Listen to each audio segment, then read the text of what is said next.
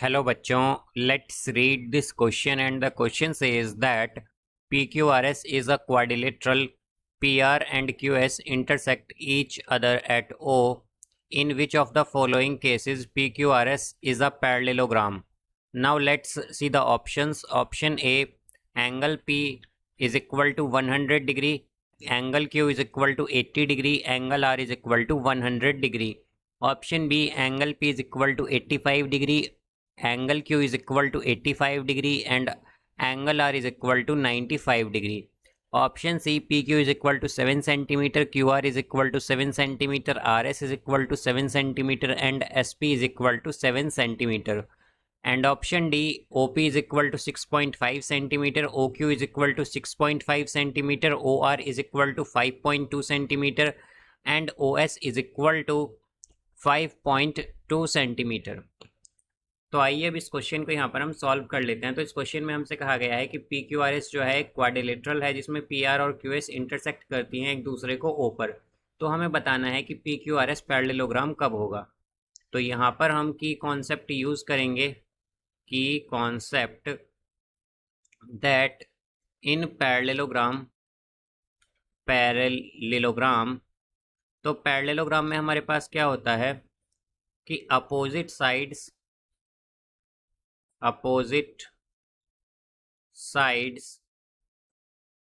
Are equal.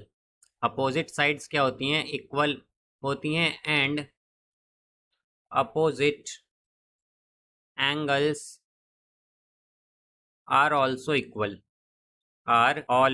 Equal, वो भी equal होते हैं। तो अब अगर हम देखें तो हमारे पास क्या कहा गया है कि हमारे पास ये क्वाड्रिलेटरल है यहाँ पर। तो इसे हम एक क्वाड्रिलेटरल ले लेते हैं यहाँ पर, और ये है हमारे पास PQRS।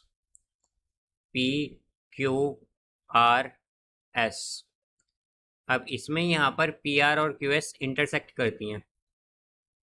PR और QS इसमें ये इंटरसेक्ट करती हैं। अब यहाँ पर हमें एंगल्स भी गिवन है। तो जैसे कि हम जानते हैं कि क्वाड्रिलेटरल में क्या होता है, अपोजिट एंगल्स क्या होते हैं? इक्वल होते हैं। तो अब अगर हम ऑप्शंस चेक करें तो ऑप्शन ए जो है हमारे पास, इसमें क्या कहा गया है कि P 100 डिग्री है और Q भी क्या है? 100 डिग्री है।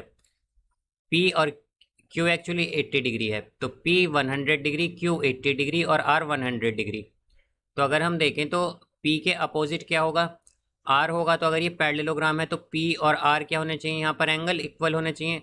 और हम देख सकते हैं दोनों ही एंगल हमें ऑप्शन ए में 100 डिग्री गिवन है।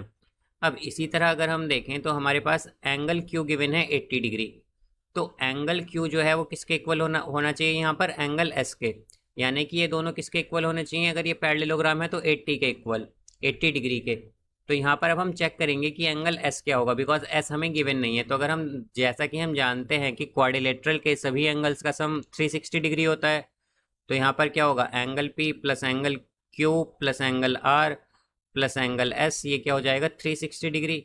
अब यहाँ पर हम अगर देखें तो एंगल P क्या है? 100 डिग्री प्लस एंगल Q यहाँ पर हमें गिवन है 80 डिग्री ऑप्शन में, प्लस एंगल R है हमारे पास यहाँ पर 100 डिग्री, और एंगल S हमें फाइंड करना है। ये इक्वल होगा 360 डिग्री के। तो अगर हम देखें तो क्या आएगा? Angle S is equal to 100 degree plus 100 तो 200, और ये 280 डिग्री हो जाएगा। तो यानी कि 360 डिग्री माइनस 280 डिग्री, तो ये आएगा हमारे पास 80 डिग्री। तो यहाँ पर हम देख सकते हैं कि QS क्या आया है हमारा? 80 डिग्री, और Q भी 80 डिग्री था। यानी कि अपोजिट एंगल्स यहाँ पर इक्वल हैं। तो हम क्या कह सकते हैं कि यहाँ पर डायगोनल्स जो हैं यहाँ पर वो बाइसेक्ट करती हैं एक दूसरे को, बाइसेक्ट ईच अदर। और हमारे पास जो अपोजिट एंगल्स हैं वो इक्वल हैं, यानी कि एंगल P इक्वल है एंगल R के और एंगल Q इक्वल है एंगल S के। तो ये क्या होगा हमारे पास? ये पैरेललोग्राम होगा PQRS, यानी कि ऑप्शन ए क्या है हमारे पास? करेक्ट है। अब इसी तरह अगर हम ऑप्शन बी देखें तो ऑप्शन बी में क्या कहा गया है कि एंगल P 85 है और एंगल R अगर हम इसमें देखें तो ये क्या है हमारे पास? 95। और हम जानते हैं कि एंगल पी और एंगल आर हमारे पास इक्वल होना चाहिए, बट यहाँ पर ऑप्शन बी में एंगल पी जो है वो नॉट इक्वल है एंगल आर के। तो हम क्या कहेंगे कि ये हमारे पास पैरेललोग्राम नहीं होगा, बिकॉज इसमें अपोजिट एंगल्स इक्वल नहीं है। अब इसी तरह अगर हम ऑप्शन सी देखें तो ऑप्शन सी में हमसे क्या कहा गया है कि पी क्यू तो 7 सेंटीमीटर है हमारे पास, और ऐसा यहाँ पर अगर हम आर एस देखें तो आर एस 8 सेंटीमीटर गिवन है।